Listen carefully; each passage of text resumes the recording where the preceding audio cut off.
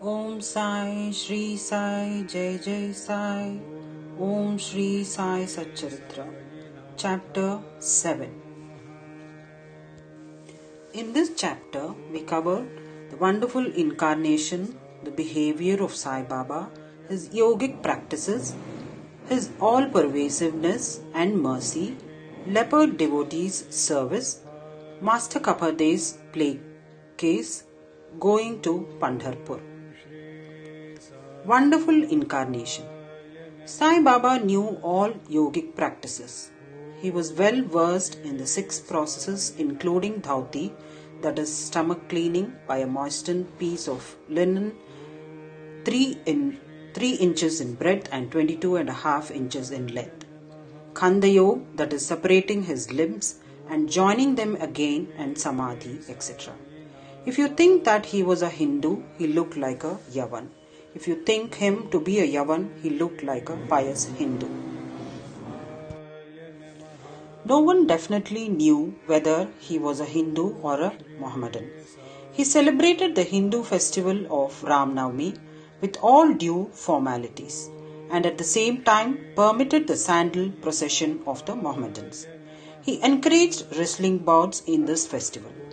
When the Gokulashtami came, he got the Gopal Kala ceremony duly performed, and on Eid festivals he allowed the Mohammedans to say their prayers, that is namaz, in his masjid. Once during a Muharram festival, some Mohammedans proposed to construct a tazia or taboot in the masjid, keep it there for some days and afterwards take it in procession through village. Sai Baba allowed the keeping of the taboot for 4 days, and on the 5th day got it removed from the masjid without the least compunction. If we say that he was a Mohammedan, his ears were pierced, that is, had holes according to Hindu custom. If you think that he was a Hindu, he advocated the practice of circumcisions, though according to Mr. Nana Sahib Chandorkar, who observed him closely, he was not himself circumcised. If you call him Hindu, he always lived in the masjid. If Mohammedan, he had always the dhuni, sacred fire there, and the following things which are contrary to Mohammedan religion, that is grinding on the hand mill, blowing of the conch and bells, oblation in the fire, bhajan, giving of food and worship of Baba's feet by means of arghya, that is water, were allowed there. If you think that he was a Mohammedan, the best of Brahmins and Agnihotris, leaving aside their orthodox ways, fell prostrate at his feet. Those who went to make enquiries about his caste were dumbfounded and were captured by his darshan. So, none could definitely decide whether Sai Baba was a Hindu or a Mohammedan.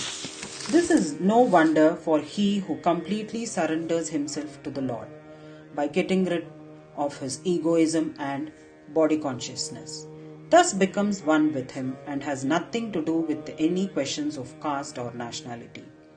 Baba saw no difference between any 2 castes and even between beings. He took meat and fish with fakirs but did not grumble when dogs touched the dishes with their mouths. Such a unique and wonderful incarnation was Sai Baba. On account of the merits in my past birth, I had the good fortune to sit at his feet and enjoy his blessed company. The joy and delight I derived therefrom was incomparable. In fact, Sai Baba was pure Anand and consciousness. I cannot sufficiently describe him, his greatness and uniqueness. He who took delight at his feet was established in his own self. Many sannyasis, sadhaks and all sorts of men aspiring for salvation came to Sai Baba. He always walked, talked and laughed with them and always uttered Allah Malik, that is, God is the sole owner. He never liked discussion or disputation. He was always calm and controlled. Though irritable at times, always preached Vedanta, and nobody knew till the last who was Baba. Princes and poor people were treated alike by him.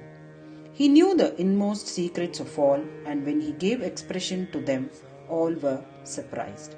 He was the repository of all knowledge, still he feigned ignorance. He also disliked honor.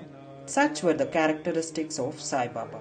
Though he had a human body, his deeds testified to his godhood. All people considered him as the god in Shirdi. Behavior of Sai Baba. Ignorant that I am, I cannot describe Baba's miracle. He got almost all the temples in Shirdi repaired. Through Tatya Patil, the temples of Shani, Ganapati, Shankar Parvati, village deity and Maruti were put in order. His charity was also remarkable. The money he used to collect as dakshina was freely distributed, rupees 20 to some, rupees 15 or 50 to others, every day. People were immensely benefited by having Baba's darshan. Some became hale and hearty, wicked people were turned into good ones. Kushta, that is leprosy, was cured in some cases. Many got their desires fulfilled. Without any medicine being put in the eyes, some blind men got back their sight and some lame ones got their limbs. Nobody could see the end of his extraordinary greatness. His fame spread far and wide, and pilgrims from all sides flocked to Shirdi. Baba had his asan near the dhuni and always rested there. He sat there in meditation, sometimes without a bath. He used to tie a small white turban on his head and wear a clean dhotar round his waist and a shirt on his body. This was his attire in the beginning. He first practiced medicine in the village, examined patients and gave medicines. He was always successful and he became famous as a Hakim, that is a doctor. A curious case may be narrated here. One devotee had his eyes quite red and swollen. No doctor was available in Shirdi. The other devotees took him to Baba. In such cases, other doctors would use ointments, anjans, cow's milk and camphor drugs, etc. Baba's remedy was quite unique. He pounded some biba, that is some carpus anacardium, that is marking nuts, and made 2 balls of them and thrust them on each eye of the patient and wrapped a cloth bandage around them. Next day the bandage was removed and water was poured over them. The inflammation subsided and the pupils became white and clear. Though the eyes were very delicate, the biba caused no hurt but removed the disease of the eyes. Many such cases were cured, and this is only an instance in this regard. Baba's yogic practices. Baba knew all the processes and practices of yoga.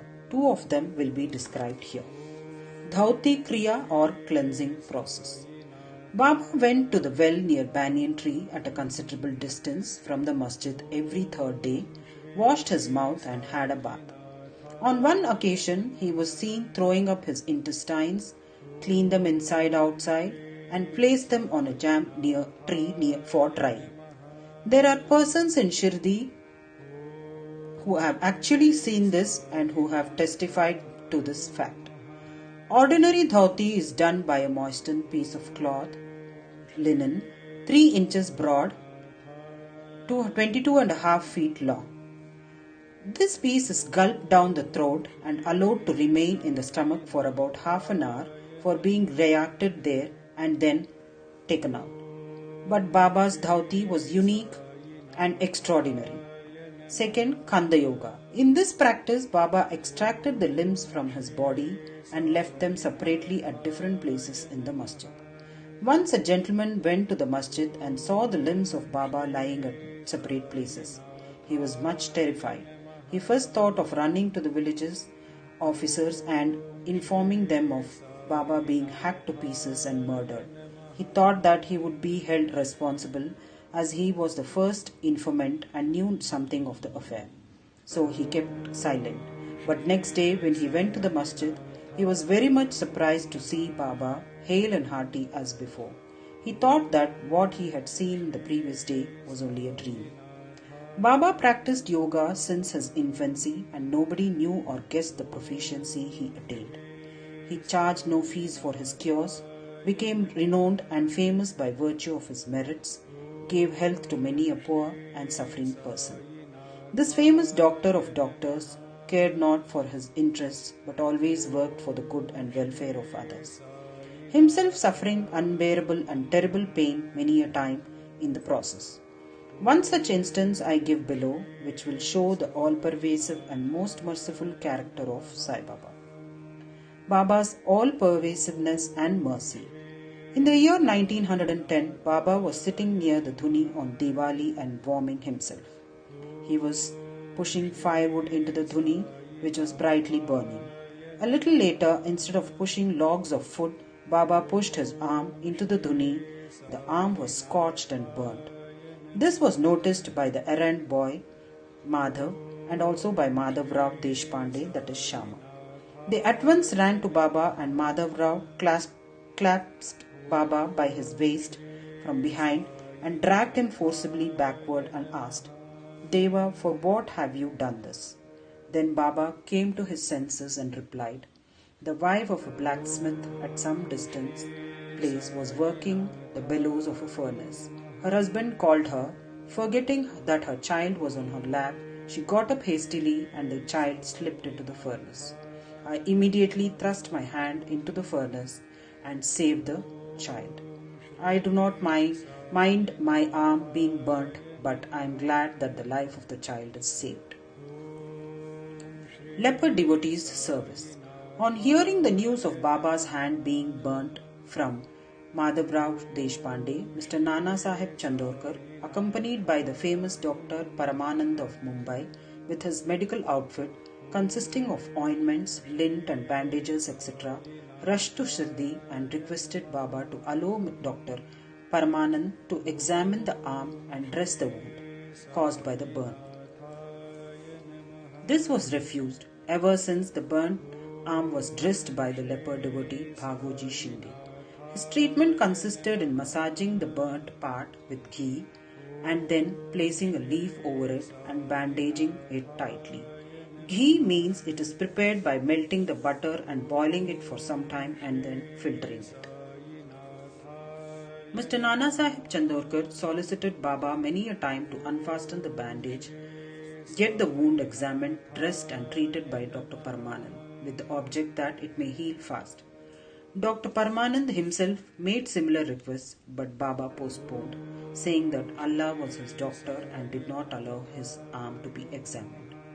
Dr. Paramanand's medicines were not exposed to the air of Shirdi and they remained intact, but he had the good fortune of getting a darshan of Baba.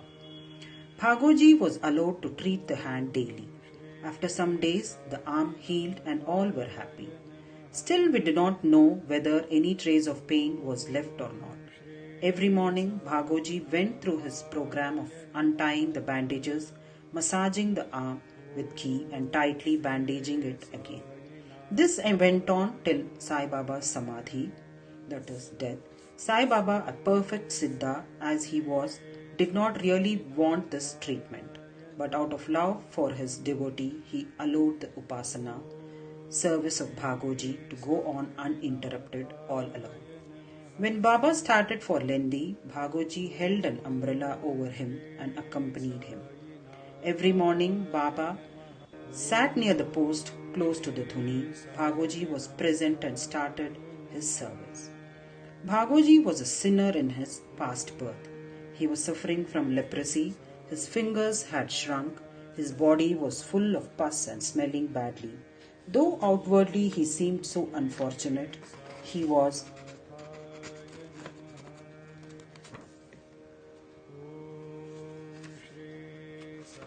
really very lucky and happy, for he was the premier servant of Baba and got the benefit of his company. Master Kapade's plague case. I shall now relate another instance of Baba's wonderful Leela. Mrs. Kapade, the wife of Mr. Dada Sahib Kapade of Amravati, was staying at Shirdi with her younger son for some days. One day the son got high fever which further developed into bubonic plague. The mother was frightened and felt most uneasy. She thought of leaving the place for Amravati and went near Baba in the evening.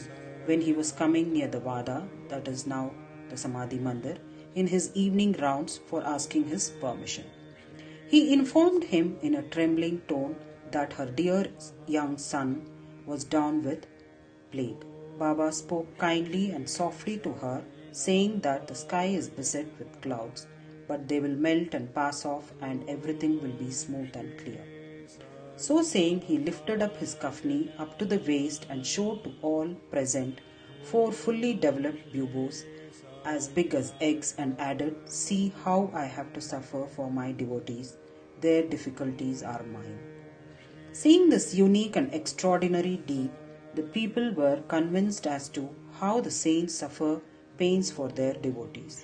The mind of the saints is softer than wax. It is softer in and out as butter.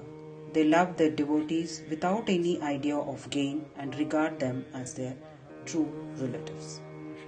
Going to Pandharpur. I shall now close this chapter after relating a story illustrating how Sai Baba loved his devotees and anticipated their wishes and movements. Mr. Nana Sahib Chandorkar, who was a great devotee of Baba, was Mamlatdar at Nandarbar in Khandesh. That is, he was a revenue officer at Nandarbar in Khandesh. He got an order of transfer to Pandharpur. His devotion to Sai Baba bore fruit as he got an order to go and stay at Pandharpur, which is regarded as the Bhu Vaikuntha, heaven on the earth. Nana Sahib had to take immediate charge, so he left for the place without even writing or informing anybody at Shirdi. He wanted to give a surprise visit at Shirdi, his Pandharpur, see and salute his Vithoba, that is Baba, and then proceed further.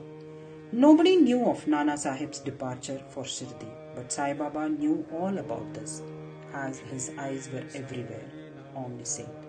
As soon as Nana Sahib approached Neemgaon, a few miles from Shirdi, there was a stir in the masjid at Shirdi. Baba was sitting and talking with Malsapati, Appa Shinde and Khashiram, when he had once said, "Let us all 4 do some bhajan.